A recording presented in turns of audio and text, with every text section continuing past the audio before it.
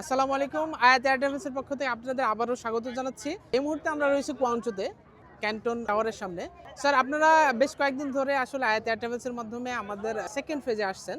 তো মোটামুটি ৫ দিন রয়েছেন। তো আপনাদের অনুভূতিটা আমাদের যদি একটু শেয়ার করতেন। আসলে আয়াত এয়ার ট্রাভেলসের মাধ্যমে এসে আমাদের যে সার্ভিস, আমাদের হোটেল বলেন বা আমাদের ট্রান্সপোর্টেশন এবং ওভারঅল গাইড সবকিছু মিলে আপনাদের কেমন লেগেছে? আপনার যদি অভিজ্ঞতাটা শেয়ার করতেন স্যার, জি, প্লিজ। ধন্যবাদ। আসলে ভাই আমরা দীর্ঘদিন যাবৎ বিভিন্ন দেশ সফর করি। তো চায়না তো আসার খুব ইচ্ছে ছিল। চায়না যেহেতু অনেক বড় দেশ, ভাষাগত একটু সমস্যা আছে। চাইনিজ ভাষা আমরা বুঝি না বা চাইনিজরাও সহজে ইংলিশ বুঝে না। সেই হিসাবে এটা একটি কঠিন বিষয়। সেজন্য আমরা চেয়েছি একটু ভালো একটি ট্যুর গাইড সহ এবং এজেন্সির মাধ্যমে আসার জন্য। নরসিংদীতে আমাদের আয়াত এয়ার ট্রাভেলসের একটি শাখা রয়েছে।